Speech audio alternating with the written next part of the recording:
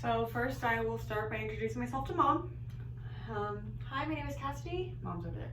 Hi, my name is Cassidy, and I'm going to be the student nurse. Do you mind if I assess your baby? She says yes. And for hygiene. So first I will assess if the baby has had a bath or not. If they have not had a bath, I will need to glove up because they have vernix and everything like that on them. If they have had a bath, I don't need to put gloves on initially. So I'm just going to say this baby has not had a bath. So the first thing I'm going to do, just so that way baby, so that way baby doesn't cry as much, I should say, is I'm going to auscultate. So first I will auscultate the heart, and when I auscultate the heart and the lungs, I guess, I will be listening for a full minute just because there's a lot of variability that can happen with the baby. I could also count the pulse at this time and the respirators at this time. And the pulse normal for baby is going to be 100 to 160, and then the breaths per minute for baby is going to be 30 to 60 per minute. So, yeah. So, and then if I can't count because I can't hear, if I can't count respirations, I'll also place my hand here so that way I can feel the rise and fall and count with that as well. I will not be doing blood pressure because they do it, so I don't have to. I will also auscultate vowel sounds.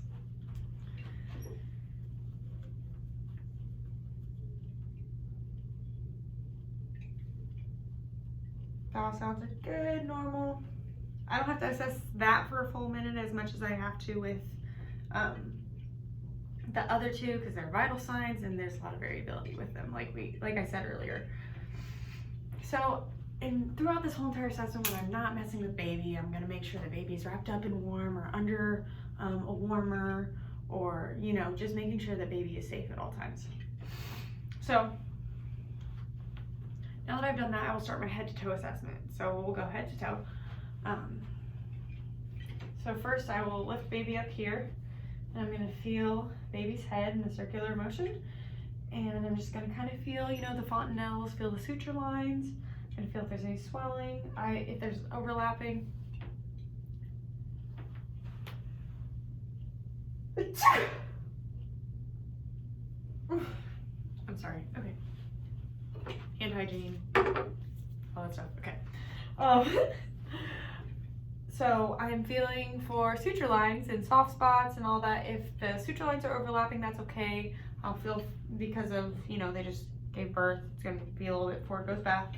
I'm going to make sure that there is no swelling. So capitum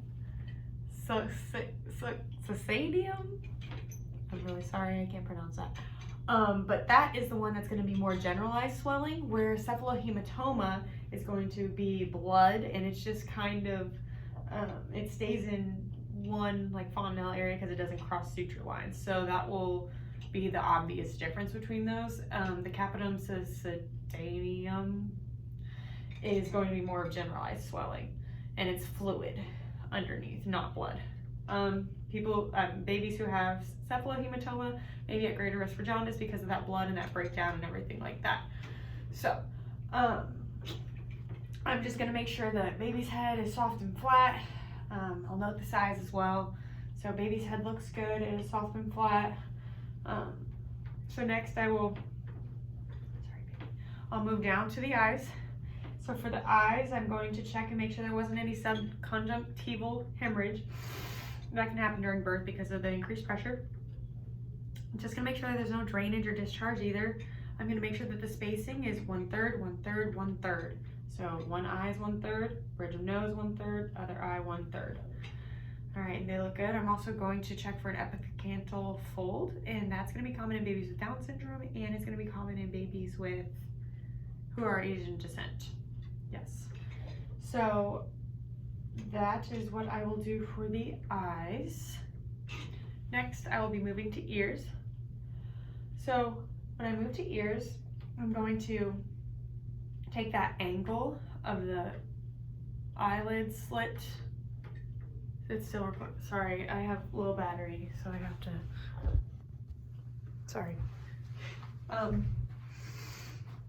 So I'm going to take that angle and I'm just going to go straight down and straight across, and that should be the top of the ears, and that's usually where our ear placement is. If it's lower, this could be indicative of Down syndrome, or like if Down syndrome babies could have that.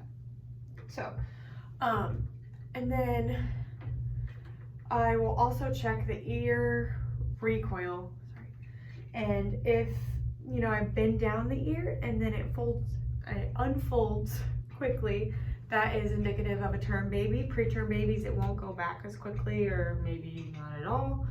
So that's what I'll test with the ears. Next, I'll come back into the face and I'll do the nose. So with the nose, we're checking for air patency through the nose.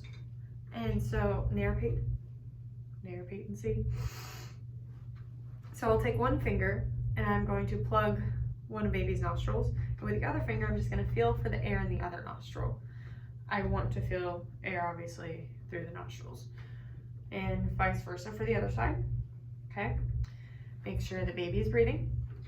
And then next I will move on to the mouth. So I'm going to check the rooting reflex. So I'm going to put a glove on just because I feel like that'd be gross for a baby to bite on my finger.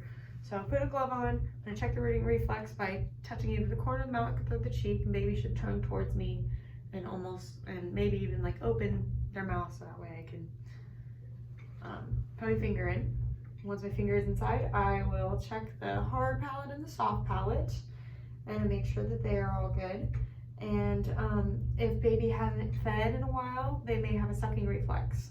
So, but if they just fed, they may not. Which you'd want the sucking reflex, but if the second option is the case, it's not concerning. So next I'm going to move on. Sorry, I'm very stuffy. Next I'm going to move on to the neck. So right now I'm just going to palpate baby's neck for any masses. Baby is good. So next I'll move down to chest. I already auscultated the chest. So I'm going to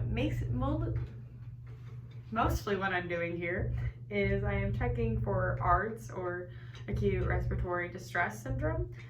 And you can see that in a few different ways. So one of the obvious ones on the chest will be retractions. So the skin will kind of come in, you can see the ribs. Also seesaw breathing, to where, you know, the chest and the abdomen don't line up. They should rise and fall together. We could also see this with if the baby is grunting on expirations, if there's apnea that's greater than 20 seconds, and if there's nasal flaring. So those are more up there, but still, it's with the chest, the lungs. So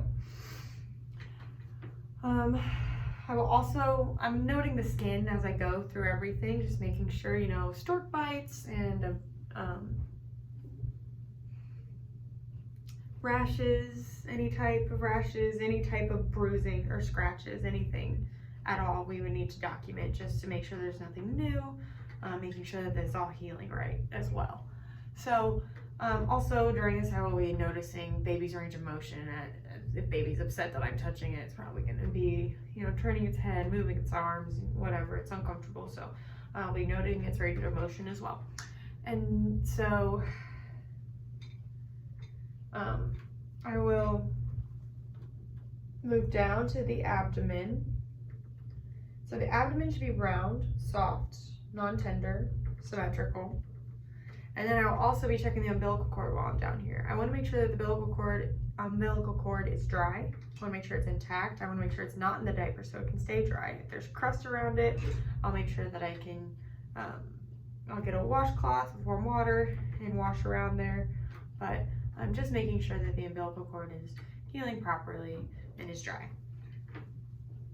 So next, yes, I can just unwrap baby here.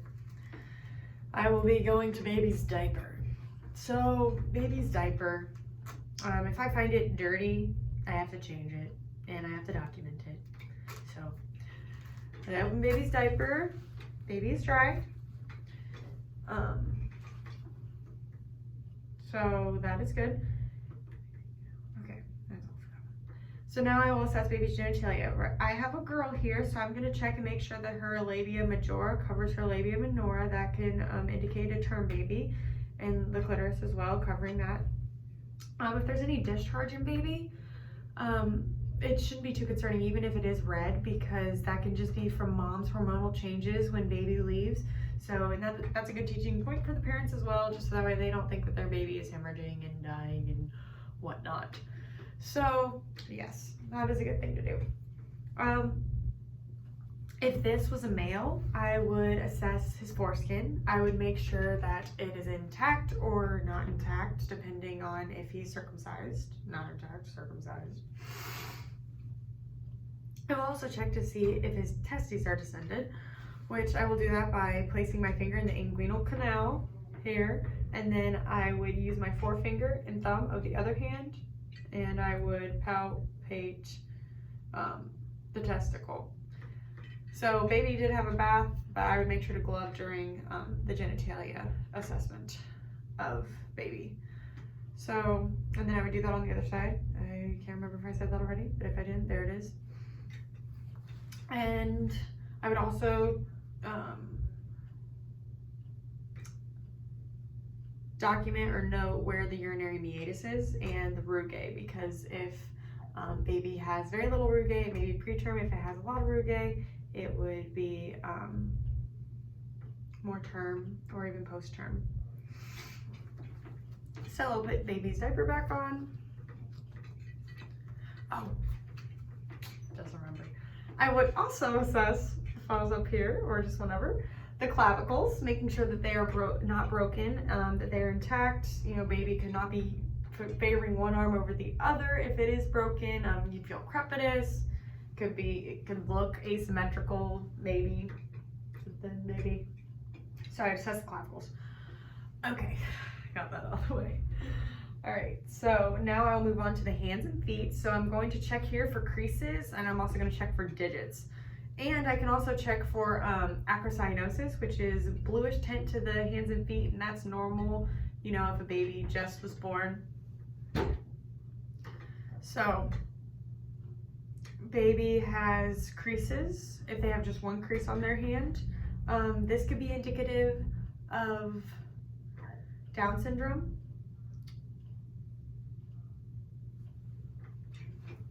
Baby has creases that are 2/3, that means that it's term. If there's more, maybe post-term. If there's less, it would be preterm.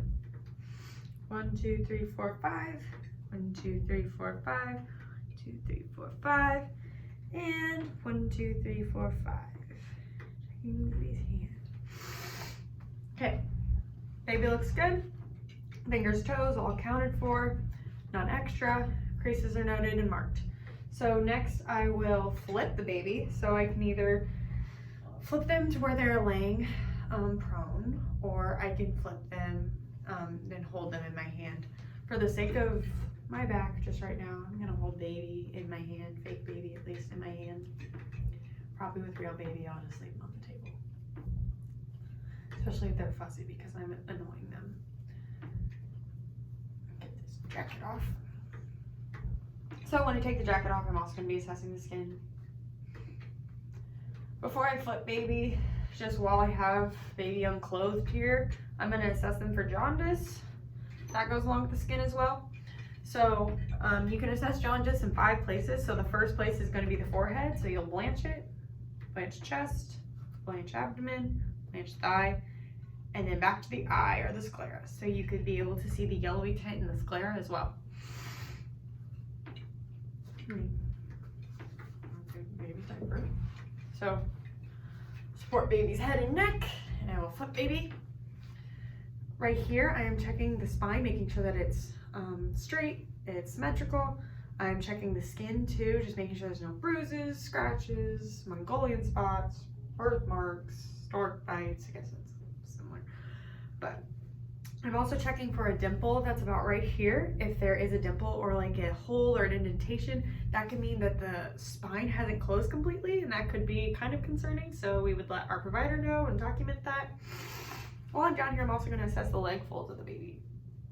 So back here, making sure that they're symmetrical, Make sure the knees are symmetrical when I turn baby back over.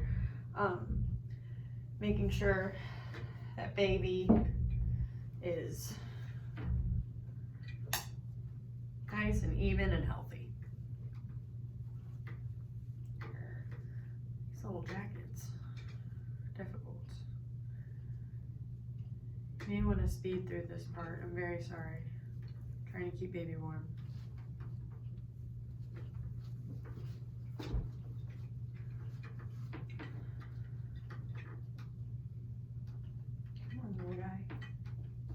Okay. Next, I'll be checking baby's reflexes. So the first reflex that I can elicit is the moral reflex. So I can either make a loud clap, that was very loud, and it would startle baby, and baby should go like this and have like a little C shape and like an embracing motion. I can also do it by going like that, startle baby, baby will do that. So I can also test arm recoil. So I could do that by bending baby's arm up for a quick second, not quick second, a couple seconds. Then down for a couple seconds, and then when I release it, baby should bend arm back up, and that's arm recoil. The other one that I can test is Babinski. Now, I personally bite my nails, so maybe I would use like a tongue blade or something else to do this with. But you would take, it's almost like an arm motion from this corner, the outer corner of the heel, except for without that little, tail at the top. So you'll just lightly brush all the way up and across the pads of the feet, and baby's toes should fan out. If they fan out, that's positive and that's good. And we all know that in older adults, that's not good. They curl, stay the same. So it could indicate neurological deficit if it's positive in adults, but with baby, it's good. So we already did the rooting and the sucking reflex. The next thing that we are going to do is we are going to ask mom a few questions. So a few questions I'll ask mom is when the baby was last fed, if the baby is voided, and when, how much, if she would know, and same thing with bowels as well. And then we will also note baby's emotions as we go through this. So like if baby, is crying the whole entire time and his heart rate is really high, that's probably why. So just how baby tolerated it and how baby is in disposition wise as well. I caught myself on the clavicle.